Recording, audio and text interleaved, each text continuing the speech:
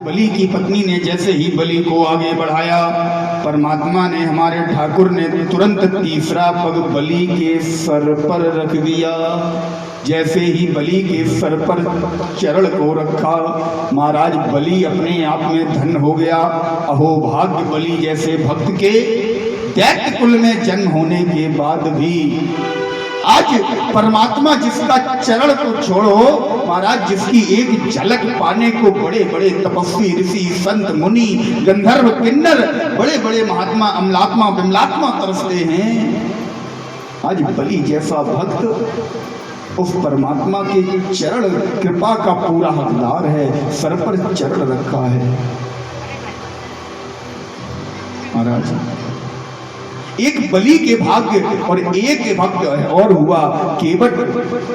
जिस समय केवट प्रभु के चरण धुल रहा था ना, और ध्यान से सुनना, जिस समय केवट प्रभु के चरणों को धुल रहा है, महाराज केवट भैया ने एक चरण को धुला, प्रभु ने जैसे ही फिर उसे रेत में रखा, दूसरे चरण को केवट धुलने लगा। केवट ने कहा, प्रभु ये क्या कर रहे हो? बोले क्यों? बोले हमने जिस चरण को धुला तुमने फिर से पृथ्वी पर रख दिया, और खतरा तो इसी बात का है कि पृथ्वी कई धूल का एक भी कण ना लगा रहे। खतरा तो इसी बात का है ना, तुमने फिर से इसे पृथ्वी पर रख दिया तो फिर से धूल लग गई, अब फिर धुलना पड़ेगा। अब ये वाला बाहर रखो, लाओ वो वाला फिर अंदर रखो। केवट फिर धुलने लगा, केवट ने फिर से धुला, तब तक प्रभु ने दूसरा वाला बाहर रख दिया। केवट ने कहा, महाराज देखो धूल नहीं लगनी चाहिए,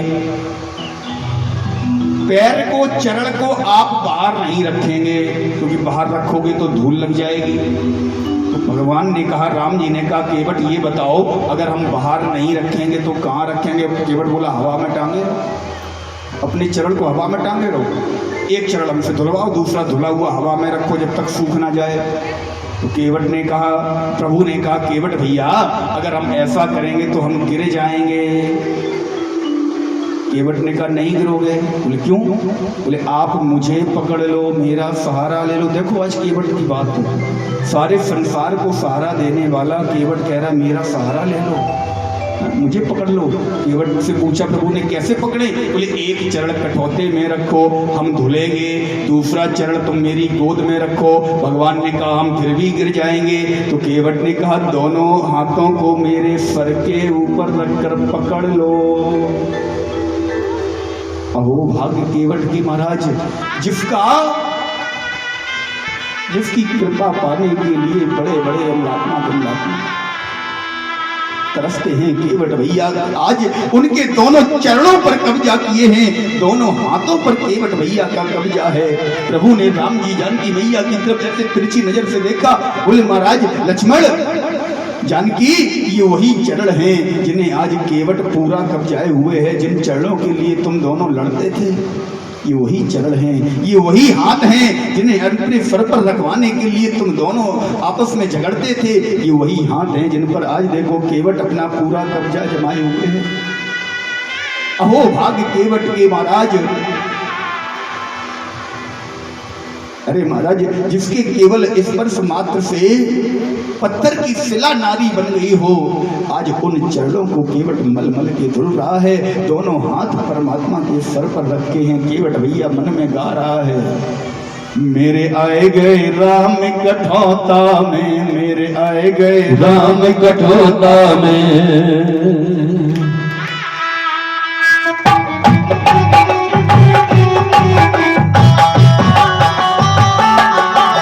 मेरे आए गए राम कठौता में, मेरे आए गए राम कठौता में, मेरी आए गई सिया कठौता में, मेरी आए गई सिया कठौता में, मेरे आए गए राम कठौता में, मेरे आए गए राम कठौता में।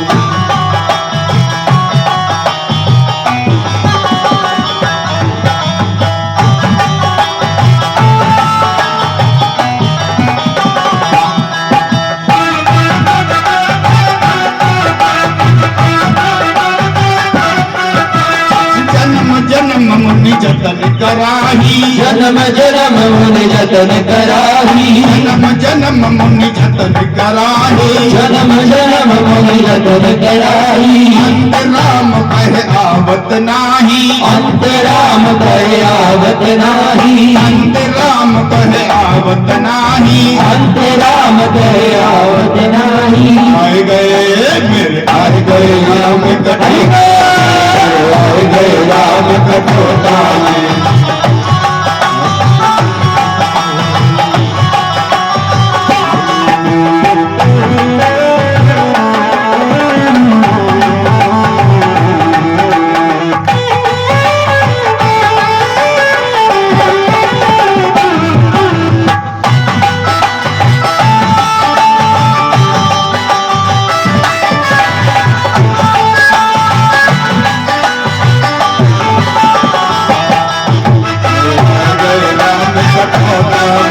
आए गए राम कटोता में, आए गई सिया कठौता में, आए गई सिया कटोता में, आए गए राम कठौता में। महाराज आज ऐसा धन्य ऐसा अहोभाग्य आज केवट भैया का और इधर बलि का, जिसके सर पर परमात्मा ने अपना चरण रखा। बलि को अधूरा दान देने के श्राप से मुक्त किया। बलि हाथ जोड़कर कहने लगा, परमात्मा हे मेरे माधव, दया के सिंधु हे माधव, अधूरा दान देने से। हे प्रभु, नर के रब में ही जाता, बचाया नाथ जाने से। हे मेरे मोहन, हे मेरे कन्हैया, हे माधव, आज आपने मुझ पर बहुत बड़ी कृपा कर दी। और असल बात तो ये है, लोग अगर कहें कि बलि ने दान दिया और माधव ने लिया, तो बलि स्वयं कह रहा है, महाराज संपदा है त्रिलोकी प्रभु आपकी, ये सारी संपदा आपकी है, सो तुम्हें दान में दे नहीं दान है। हमने कोई आपको दान नहीं दिया।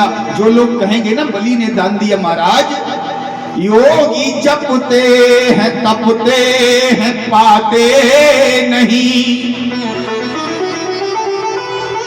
असल बात तो ये है कि आपने मुझ पर दया की, मुझे आपने दान दिया है। काहे का? बोले योगी जपते हैं तपते हैं पाते नहीं, लेकिन दैत्य पर भी कृपा की दयावान है। हे माधव, आपने इस दैत्य पर भी कृपा कर दी, आप दयावान हैं। अनेक प्रकार से बलि भगवान की स्तुति करने लगा।